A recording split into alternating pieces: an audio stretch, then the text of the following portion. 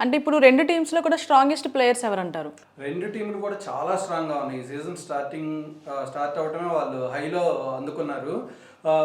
ఆర్ఆర్‌లో మొన్న చూస్తే మీరు వైభవ్ సూర్యవంశీ, మన బూమ్రానే ఫస్ట్ బాల్ 6 కొట్టాడు. ఇంకా మిగతా బౌలర్స్ ఎవరైతే ఉన్నారో బోల్ట్‌ని గానీ, శార్దూల్ ఠాకూర్‌ని గానీ అసలు లెక్క చేయకుండా బ్యాటింగ్ చేస్తే, రైట్. మరోవైపు యశస్వి జైస్వాల్ హరివీర భయంకరంగా ఆడారు. అంటే వైభవ్‌తో పోటీ పడి బ్యాటింగ్ చేశాడు. అతి తక్కువ బాల్‌లో 42 బాల్‌లో 77 అద్భుతమైనటువంటి స్కోర్ చేశాడు. ఇద్దరు ఓపెనర్స్ క్లిక్ అయ్యారు ఆర్ఆర్‌కి. అది గుడ్ సైన్ అని చెప్పొచ్చు. దాని తర్వాత ధ్రువ్ జురెల్ గానీ, రియాన్ పరాగ్ గానీ, హెట్మేయర్ గానీ, ఇంకా డోనోవన్ ఫెరీరా దాకా రాలేదు.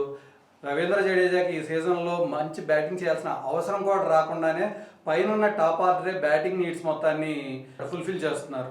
ఓకే. ఇంకా వాళ్ళ బ్యాటింగ్ విభాగానికి వస్తే జోఫ్రా ఆర్చర్, నాండ్రీ బర్గర్, తుషార్ దేశ్ పాండేతో ఫేస్ బౌలింగ్ చాలా స్ట్రాంగ్గా ఉంటే, మీడియం పేస్లోకి వచ్చేసరికి సందీప్ శర్మ, స్పిన్ విభాగానికి వస్తే రవీంద్ర జడేజా, రవి బిష్ణోయ్, ఎవరైతే పర్పుల్ క్యాప్ విన్నర్ ఎవరైతే ఉన్నారో పర్పుల్ క్యాప్ విన్నరు ఈ టీంలోనే ఉన్నారు. Oh! As of now orange cap winner కూడా ఈ టీంలోనే ఉన్నారు. ఓకే.